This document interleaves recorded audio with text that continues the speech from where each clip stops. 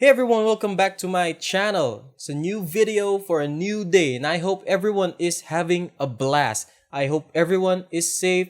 Please always wash your hands before touching your face. Okay, so today we're going to talk about 5 tips you need to be a better photographer. Hold up.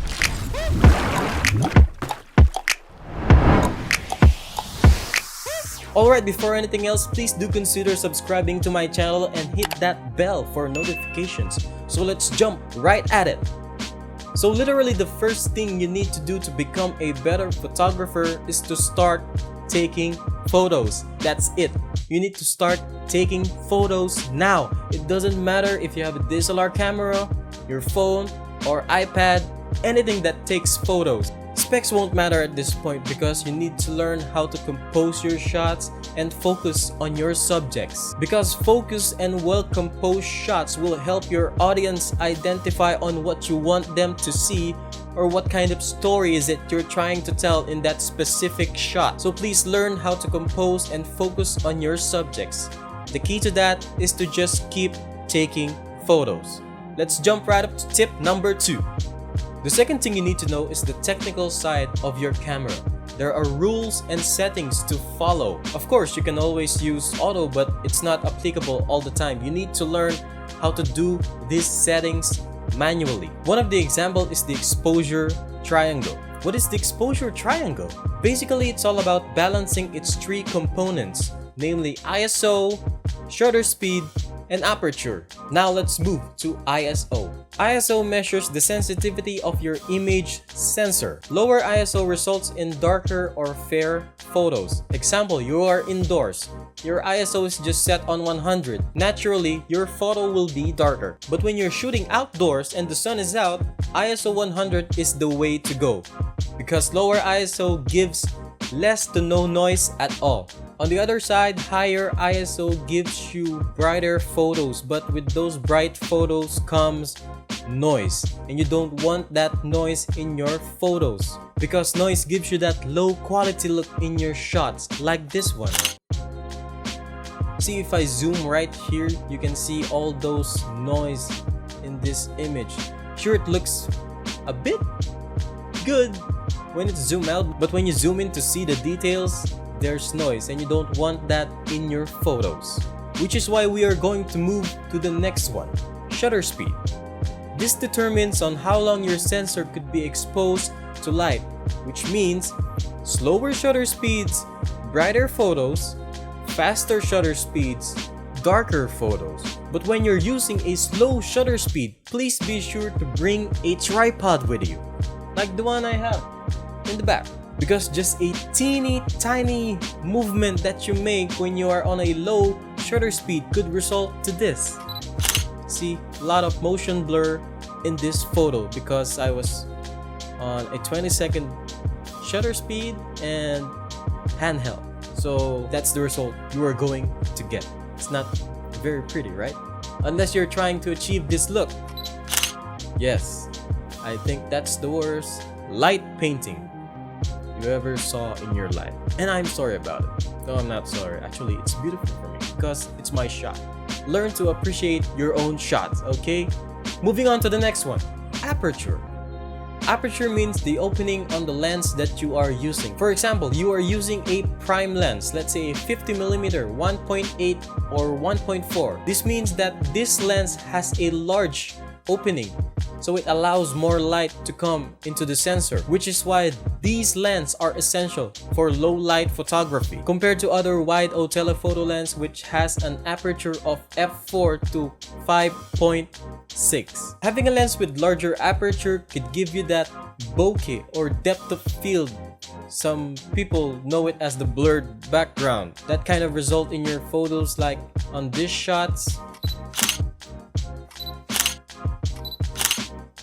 But here's the catch with larger aperture lenses. The larger the aperture, the thinner the focus point. So please, if your camera has a good autofocus function, be sure to use that and always focus on the eye of your subject, like this one. Keep those eyes sharp and in focus. That is my tip for you. To be honest, there's no standard setting.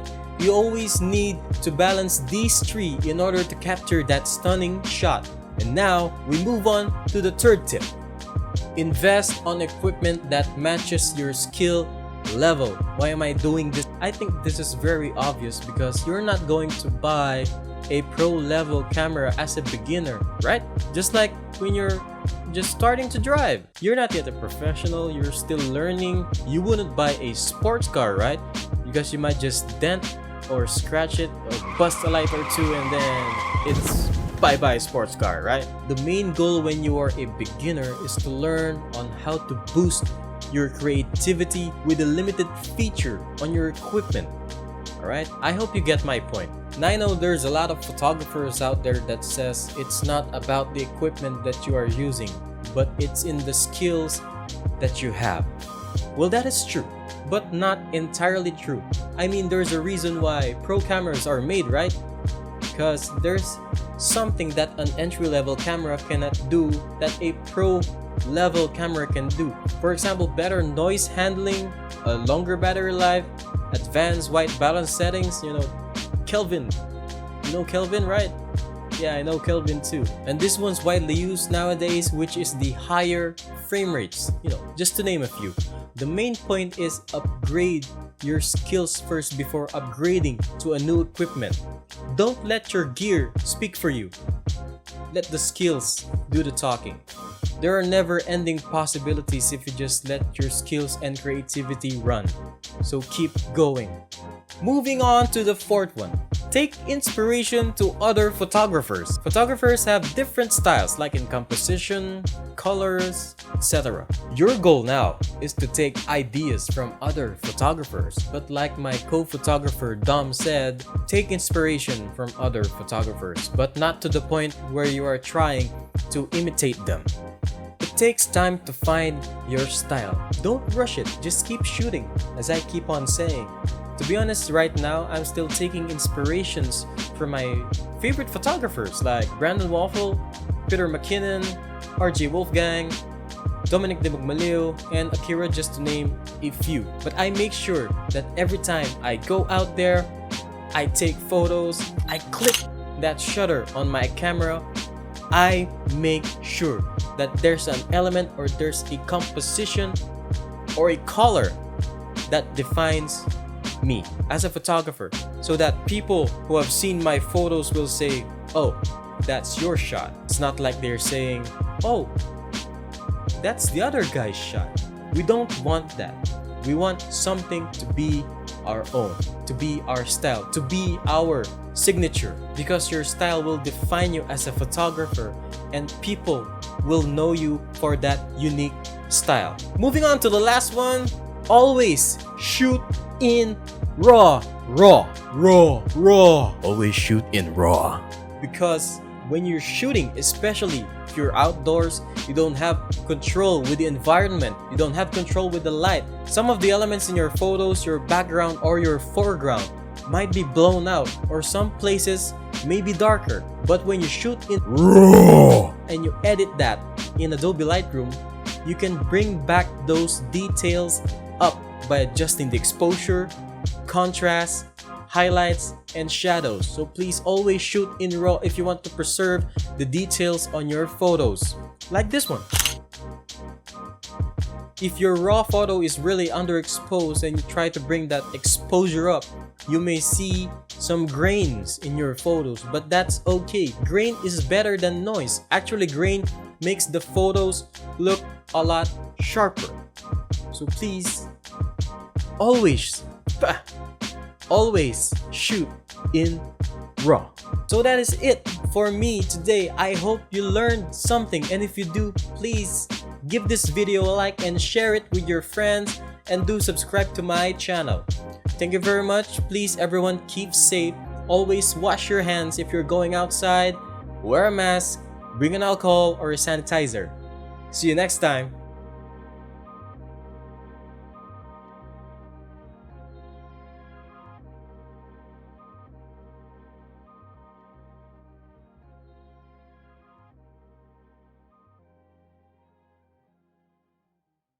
Always shoot in RAW.